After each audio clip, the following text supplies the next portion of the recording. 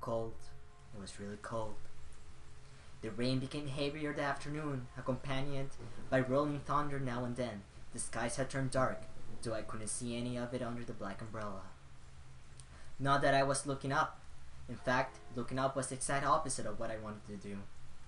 I stared at the grass beneath my feet, unable to look up at the people weeping around me. All I could see was the damp grass underneath my feet. Only the monotone elegies, I don't know how to say that word, that floated through my ears reminded me that it was a funeral. It was only when the speeches ended that I finally was able to raise my head. A small gathering of people, mostly made of relatives that I didn't even know were related to me, were huddled around a simple small grave. Harold Anderson, forever in our hearts. I'm guessing this is her granddad.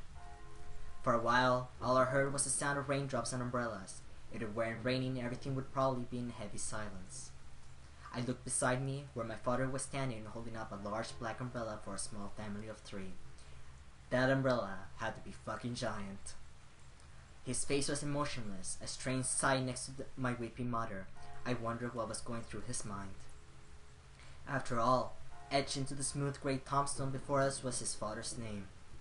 My grandfather, the one who raised me like his own daughter, had passed away that day. The ceremony was small, only close family were allowed to come. I love how she says only close family were allowed to count, yet she didn't really recognize absolutely none of them. Slowly though, people began to leave, leaving my father, mother, and me behind at the grave. A man dressed in a clean black suit under the uniform black umbrella of the funeral attendees walked towards us, introducing himself as grandfather's lawyer. He pulled out a few documents from his suitcase and began to read aloud its contents. And now, I shall read Harold Anderson's last will and testament. Only my parents and I were allowed to be present for my grandfather's will. It was under the strict request of his lawyer, and there was a reason why. Wouldn't you normally do this in a fucking office or something? And to my dearest granddaughter, I give my estate. All the furniture and decor that resides within the house shall also be given to my granddaughter. What? I couldn't believe my ears. I had earned the family estate at 18? Well, it was impossible. That was impossible. And yet it was right in my own grandfather's hands. He passed the family estate to her? Why am I not surprised? We have found the asshole. Dear. Well, did he say anything about what will become of the CEO and chairman position of the Anderson Toys Company? No. It is presumed that the vice chairman will succeed the position. Even to the bitter end, he wouldn't give in. What a stubborn old man. What an asshole. Shaking his head, my father turned to face my mother with a serious expression on his face. About the estate. Should we send her there to get used to the building? It'll be a good place for her to live after high school. Are you sure we should? Why not? This would be a good experience for her. Honey, what do you think? I really wasn't sure what to say. Why did my grandfather think that I was the appropriate hire to the mansion? Was I even ready to live on my own? Well, that seems to be it. We'll be taking our leave now. I'm sure the little heiress needs some time to adjust. What a fucking ass! Holy shit! David! David, you motherfucker! Even though she raised her voice, and my dad wondrously began walking back to the car, disinterested. What a dick. Don't mind him, honey. I think that your grandfather's passing really affected him. Why don't we get back home for now? You can go ahead to the car, Mom. I think I need some time alone with Grandpa. Oh, of course. Take all the time you need. I like her hair. She gave me a quick hug and hurried after my dad. I looked around the funeral grounds, which was completely empty, save for the sullen-looking grave that was laid in front of me. I'm sure that if Grandpa were in charge of arranging all of this, it would have been much different. It was blatantly obvious that my dad was in charge of the whole event. Who else would bury their own family the same day they passed away? Everyone knew my grandfather's love for toys, and yet the grave was a mere stone slab on the ground, void of any children's toys. My dad didn't even bother putting flowers. What an asshole. His disdain for my grandfather was almost pitiful. Sorry, Grandpa. I tried to force out some words, but the only thing that came out was a choked sob. You told me to stay strong, but right now, I'm the farthest from it.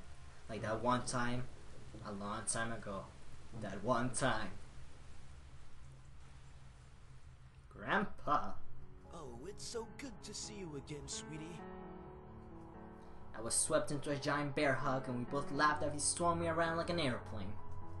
It was one of my favorite things about seeing my grandfather, the way he greeted me. Unlike my father, my grandfather was loving and playful even as I grew older. Even her father, as a child, was a fucking dick. Sorry that Daddy couldn't be here today. He said that he wasn't feeling too good again. It had always been like that. Dad missed every visit to Grandpa's house, citing that he was busy with work or wasn't feeling well. Is that so? Well, that's okay. Daddy can come around next time. And you're here, right? Yeah. So what are we going to do today? I fucked that up. So what are we doing today, Grandpa? Mommy says that there's a new dessert cafe about. Wow. Mommy says. You know what? I'm gonna repeat that whole thing. Yeah. So what are we doing today, Grandpa? Mommy says that there's a new dessert cafe open in town. Maybe we should go. Oh, I would love to, but I've been so busy with the company these days. We're actually working on a little something. Would you like to see? Yeah, oh, is that a toy? It is. I was designing a new line of them, but I feel like something's missing. You don't think you could help me out, could you? Of course. He placed the toy in my hands with a smile, and I inspected it carefully. It was beautifully crafted, and obviously a lot of work was put into it. There was one thing, though. So, what do you think? I think the heart of the chest should light up, oh god, when you hug it. It'll be like it's alive, and it can be like a little night light before you sleep. He stroked his chin, considering my input, while nodding his head. After a few moments of silent deliberation, he turned to me with a chuckle. That's a great idea! I'll get to changing it right away. You're always like my little lucky charm, dear. You always know what to add to make the perfect toy. Ha ha ha. Well, I hope I can be like you one day, Grandpa. You want to make toys as well? Well, making people happy is the best feeling in the world. I don't know if I want to make toys when I grow up, though. Don't worry too much about it. You have plenty of time to decide. Besides, you should do what makes you happy as well. That makes sense. Daddy doesn't think of it the same way, though. Her dad. You see, I feel like the dad has like a vendetta with the fucking, Grandpa, with, aka his father. Because probably he was like a really busy man while he was growing up and shit, and didn't really have time for him. So he was like distant with his dad, and then he like grew up, and then he had, fucking Senna, and he then became a bigger dick of a dad, you know what I mean? He didn't become like a kind of distant father relative, no. He became not only a distant father relative, but also a fucking dick, a fucking asshole. You know what I mean? Yeah, I think that's what happened. You know what? In other words, the dad is a dick naturally. Like, fuck that shit. Because, I mean, if my dad or parents, fucking grew up like in a distant time, he was like working hard all the time, really didn't have time for me, I'll be like, oh, you know what? If I grow up and if I have a family, I want to make sure that my kid doesn't go through that. I want to be able to be there for them. Not have the kid and be a complete fucking asshole towards the kid, you know what I mean? Because I think if I felt like shit when I was little because of this bullshit, I'm not gonna do the same bullshit to my daughter or son or whatever, Your father. I'm sure he just wants the best for you. That's the most bullshit line I have ever heard in my life. I hate when people say that. Oh, your parents beat the shit out of you? It's for the best. I'm not so sure about that. Sweetie, look at me. He bent down to look at me eye level, with a serious look on his face. As much as your father may say something that doesn't make sense now, you must remember that he's always thinking about you. He loves you. There's no doubt about that. And you need to love him just as equally. I don't hate Daddy. I really do love him. I don't know why he's like this, though. Your father and I have had some difficulties with each other in the past. But it's nothing that you should be concerned about. See?